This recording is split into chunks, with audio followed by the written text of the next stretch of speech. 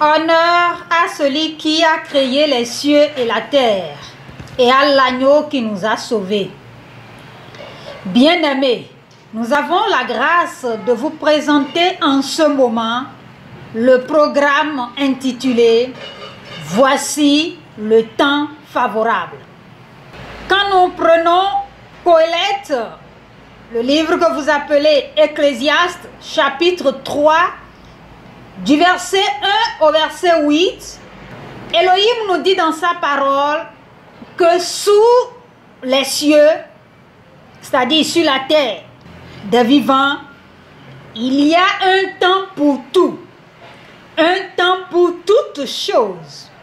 Il y a un temps pour naître, il y a un temps pour mourir, pour planter, arracher ce qui a été planté, tuer, guérir, abattre, bâtir. Il y a un temps pour tout. Par conséquent, si nous voulons accomplir notre destinée, si nous voulons mener une vie d'exploit, une vie de victoire, une vie de réussite, de succès, une vie de bonheur, une vie réussie, nous devons savoir quand faire quoi. Prenons par exemple le temps pour naître. Quand une femme enceinte atteint 9 mois de grossesse, le temps de naître est arrivé pour cet enfant. Quand la grossesse dépasse 9 mois et que l'enfant prend tout son temps dans le ventre, tout le monde s'inquiète. Si la future maman ne connaît pas le temps de son accouchement, elle et son bébé seront en danger sans le savoir. Et elle ne fera rien pour solutionner cette solution. Et si au temps de naître, l'enfant meurt, vous savez ce qui se passe. Pleurs, douleur, grincement de dents. Quand un jeune meurt, tout le monde parle de décès, de mort prématurée. Cela veut dire que le temps pour sa mort n'est pas encore là. Ne pas exécuter, accomplir, réaliser ce qui doit être fait à chaque temps, c'est rater toute sa destinée. Lisons Élior chapitre 19, verset 42, pour voir ce que le Seigneur a dit à Yerushalayim, la ville du roi. Élior, c'est le livre que vous appelez Luc. Nous lisons au nom puissant de Yeshua Mashiach. Si toi aussi, au moins, en ce jour qui t'est donné, tu connaissais les choses qui appartiennent à ta paix, mais maintenant, elles sont cachées à tes yeux. Fin de citation. La parole nous dit clairement que le Seigneur a dit, si au moins cette ville pouvait connaître le jour qui lui est donné, le temps qui lui est consacré, et savoir ce qui devait apporter sa paix ce jour-là. Mais parce que cette ville n'a pas pu identifier le temps, eh bien, ces choses qui devaient lui apporter la paix lui seront cachées. C'est pourquoi le Sauveur a réagi quand Israël, son peuple, n'a pas discerné son temps. Nous lisons dans Élior chapitre 12, le livre que vous appelez Luc, verset 56, qui dit, nous citons, « Hypocrite, vous savez discerner l'aspect de la terre et du ciel. Comment ne discernez-vous pas ce temps-ci? Le fait que Yerushalayim, la ville que vous appelez Jérusalem, n'a pas connu son temps de visitation, cela a entraîné la victoire de ses ennemis, sa propre destruction et la destruction de ses enfants. Lisez Élior chapitre 12 du verset 43 au verset 44 qui dit « Il viendra sur toi des jours où tes ennemis t'environneront de tranchées, t'enfermeront et te serreront de toutes parts. Ils te détruiront, toi et tes enfants au milieu de toi, et ils ne laisseront pas en toi pierre sur pierre, parce que tu n'as pas connu le temps où tu as été visité. On cite tous les malheurs qui arriveront sur cette ville et on lui explique que c'est parce que elle n'a pas connu le temps où elle a été visitée. Bien-aimés, connaissons-nous nos temps de visitation personnelle? Est-ce que nous connaissons les temps prévus dans la parole tout au long de l'année pour la visitation collective?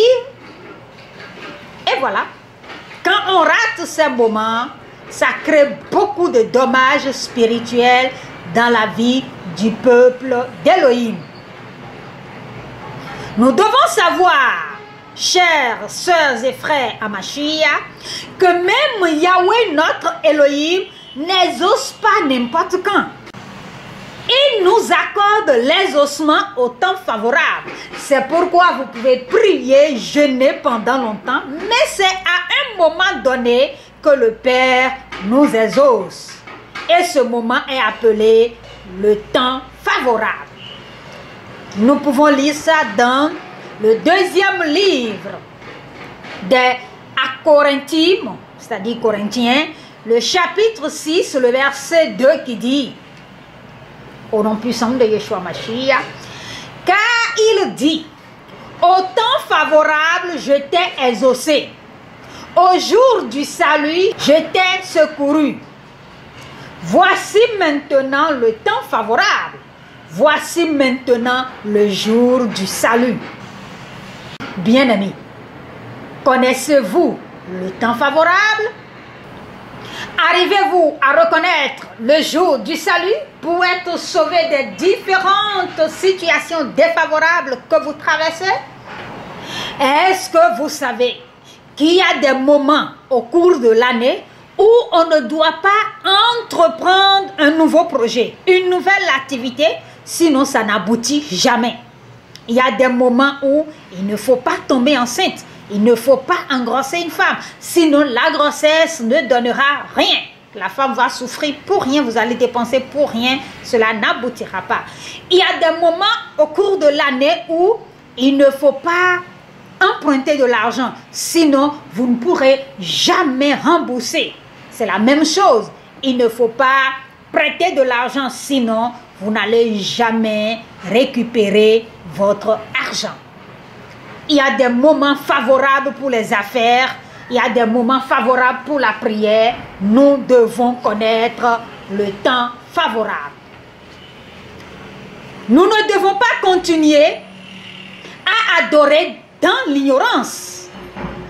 Tout ce que Elohim a mis à notre disposition dans sa parole sont des outils que nous devons utiliser pour mener une vie d'exploit, une vie de vainqueur.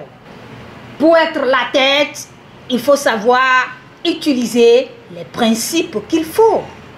C'est ça qui fait la différence entre ceux qui gagnent et ceux qui perdent, ceux qui mènent une vie ordinaire et ceux qui entrent dans une dimension de percée extraordinaire.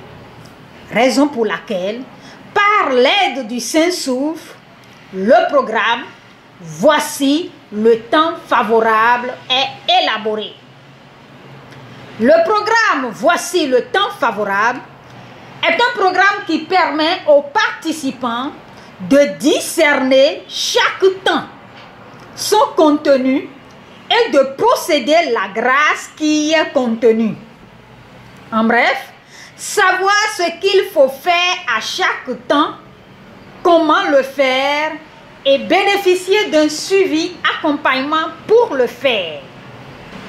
Les activités du programme Voici le temps favorable sont programmation, possession spirituelle de chaque nouveau mois et de chaque nouvelle saison. Des enseignements sur le contenu spirituel de chaque mois et de chaque saison. Des pique-niques de louanges et d'adoration. Des séminaires pour le renforcement de capacités spirituelles. Des retraites de jeûne et prière. Des camps et colonies pour restauration et équipement spirituel. Chaque nouveau mois, pour ceux qui sont inscrits au programme, nous mettons à leur disposition les informations, les outils qu'il faut pour posséder le mois, pour programmer le mois, pour gérer le mois, pour savoir quel est le contenu du mois et comment s'organiser pour posséder sa part. Il y a possibilité de participer à plusieurs des activités à distance. Et pour ceux qui se déplacent pour aller vers nous, pour les activités de plus d'un jour, il y a la possibilité d'hébergement dans un environnement calme et préservé en pleine nature. Voici les contacts. Plus 229 95 17 16 70. Il y a aussi le 62 39 22 24. Et par WhatsApp, vous pouvez nous contacter aussi par le 62. Email royaume EBM, collé comme ça s'entend, royaume EBM @gmail.com. Skype royaume EBM. Que la grâce, la bonté, la compassion et les faveurs d'Élohim, propriétaire de tout succès, inondent la vie de chacun de nous. Shalom bien-aimés.